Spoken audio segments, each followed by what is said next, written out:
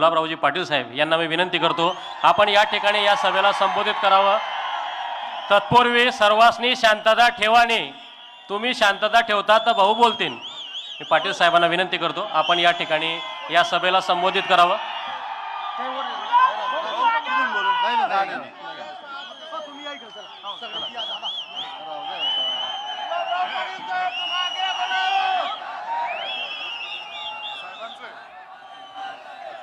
हिंदुस्थानाचं आराध्य दैवत राजे छत्रपती शिवाजी महाराज,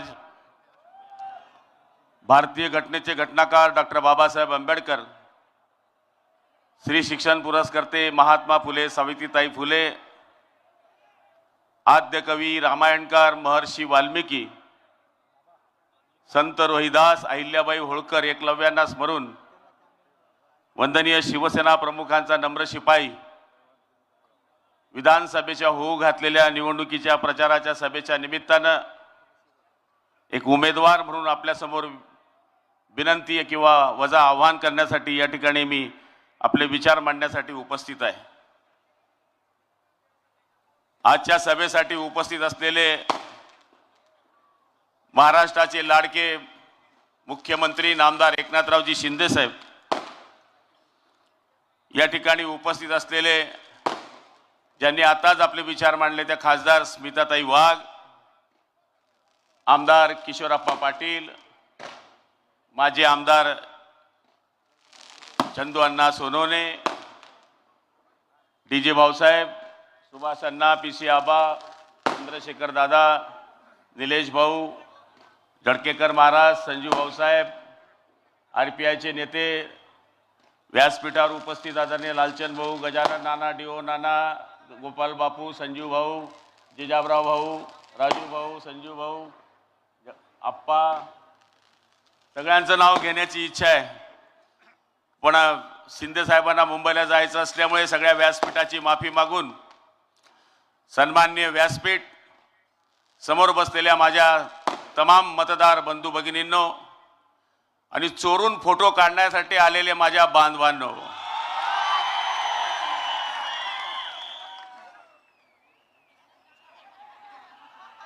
लाख करो मुझे बदनाम तुम, मेरा नाम ना मिटा पाओगे।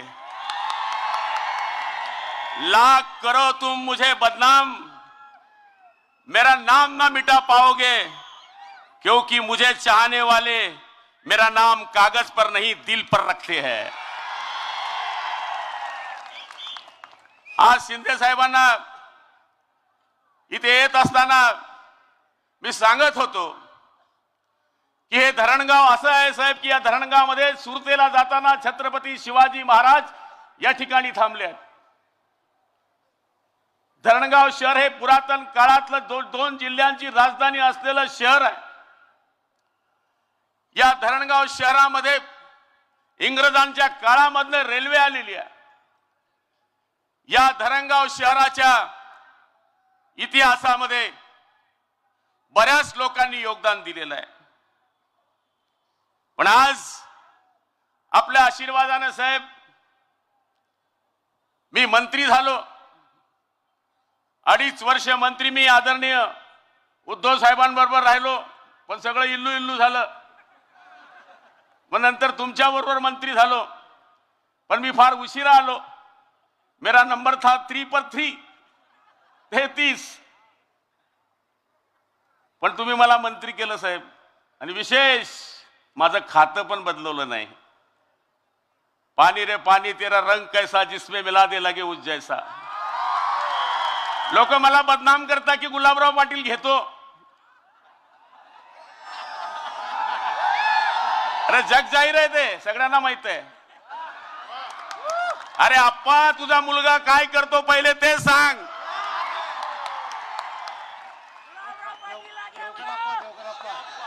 अरे मला बोलायला लावायची इच्छा नव्हती, पण ते माझ्या कुटुंबापर्यंत। अरे माझे मुलगा तर सोन्यासारखे आहे, मटण खात नाही, मच्छी खात नाही, माळकरी नाही, माळकरी आहे, टाळकरी आहे। 5000 लोक पंढरपूरला घेऊन गेलो आम्ही आमच्या स्वतःच्या खर्चाने, असे लोक आहेत आम्ही। 500 ई सायकली दिल्या, जे मुलं अपंग आहे अशांना आम्ही 500 मुलांना सायकली दिल्या, त्याच्यात बरेच लोक रोजगाराला लागले आहेत। 1300 मुली माझ्या त्या 3 किलोमीटरवर 5 किलोमीटरवर पायी चालत होत्या. अशा 1300 मुलींना या वर्षी आम्ही सायकली वाटप केले आहे. आणि त्या चोट्ट म्हणलं जीपीएसचा अर्थ काय आहे? हा? अरे माझ्या नादात लागू नकोस, माझ्या नादात लागू नकोस. मी जन्माला घातलेले बच्चे आहेत तुम्ही. अरे रमेश मानिक, तुझ्यामध्ये एवढी हिंमत आहे तर ग्रामपंचायत मध्ये आडवा झाला तू. म्हणे आप्पासाहेब फार चांगले माणसं आहे. मग लोक तू विधानसभा क्षेत्र प्रमुख होताना चोट्या राष्ट्रवादीचा कस काय फुटला तिकडून इकडे आला? त्यांना बोलता येतं, मला बोलता येत नाही. मी पातळीच्या खाली जाऊन बोलत नाहीये. ते उठले सुटले धरणगावचं पाणी, उठलं सुटलं धरणगावचं पाणी. अरे बाबा, माझं काम आहे योजना द्यायचं. आता प्रशासक आहे तिथे, प्रशासक आहे तिथे. 20 तारीख जाऊ दे, मग बघतो मी प्रशासकला कसं पाणी पाजत नाही तो. पोलवर लाईट लावत नाही. कोणाचा कॉन्ट्रॅक्ट आहे? माझा आहे. हा जो पोलवर कॉन्ट्रॅक्ट आहे नगरपालिकेने दिलेला, हा का गुलाबराव पाटलाने दिलाय? मग उद्या म्हणाल की तुम्ही नळाचा कॉक पण सोडायला या. म्हणजे काही यांच्याकडे चिंधी सापडली नाही. अरे रोड बघ, गावात जाऊन रोड बघ धरणगावचे. आणि आज ते मला बदनाम करण्याच्या मागे लागले. सरफरोशों की तमन्ना अब मेरे दिल में है, देखना है जोश बाजू एक कातिल में कितना है. कोणाला वाटतंय गुलाब भाऊ मंत्री आहे? तुम्हाला वाटतं? आयचान वाटतं? तुमचा कोण आहे मी? मग काय पाहिजे? अरे सर्वसाधारण आहे मी. कधी मंत्रीपद दाखवलं नाही. मान्य आहे माझ्याकडनं 4 कामं कमी झाली असतील, पण एक व्यापाऱ्यानं सांगावं, एक नोकरदारानं सांगावं, एक माणसानं सांगावं की गुलाबराव पाटलांनी त्याला त्रास दिला, मी माझं राजकारण सोडून देईल. अरे हमारा जनता दरबार तो खुला होता है, खुला होता है सवेरे. या काम करून जा. हम तो पार्टी भी नहीं पूछते. आम्ही तो कोणाला विचारत पण नाही तुझा पक्ष काय आहे. आमच्या दरवाजी जो येतो त्याचं काम आम्ही करतो. आणि आज हे लोक आम्हाला बदनाम करायला निघालेत. मागच्या वेळेस जे जे माझ्या समोर लढले साहेब ते सगळे स्टेजवर आहे. आज आय लव्ह यू झालंय सगळं. हे उभे होते माझ्या विरुद्ध, यांनी 60,000 मतं खाल्ली. हे अत्तर दे, यांनी अत्तर मारलं.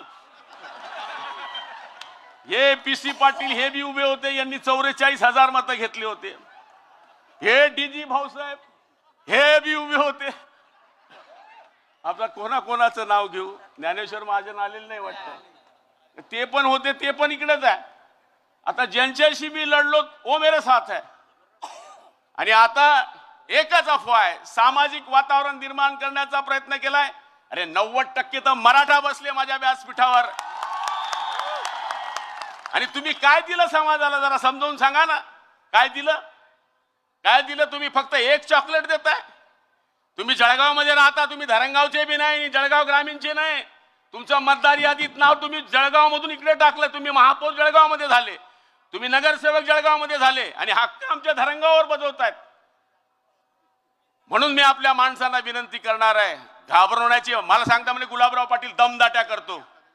मी कुठं दमदाट्या करतो बाबा? कोणाला दमदाट्या केल्या? धंदा सोडला मी तो. मंत्री केल्यानंतर थोडी अक्कल तर राहील ना माणूसला. का मेंटल माणूस आहे का? पागल हो गया हूं मैं की मी दमदाट्या करेल? मला तरी असं वाटतं की आज तुमच्या आशीर्वादानं निश्चितपणाने मी या मतदारसंघामध्ये पुन्हा निवडून येणार आहे. शिंदे साहेब, मेरे पास ना मेरे बाप की दौलत है ना मेरे दादा की दौलत है. मेरे पास सिर्फ बाला साहब के आशीर्वाद की दौलत है. त्या आशीर्वादाच्या भरोशावर, हे सैन्याच्या भरोशावर मी लढतोय. आणि हे सैन्य इतकं जोरात लढतंय, कोणालाही घेऊन येतात 4-5 लोकांना. यांचा प्रवेश, त्यांचा प्रवेश, त्यांचा प्रवेश. अरे माझे प्रवेश पाहिले तर पागल झाले असते तुम्ही.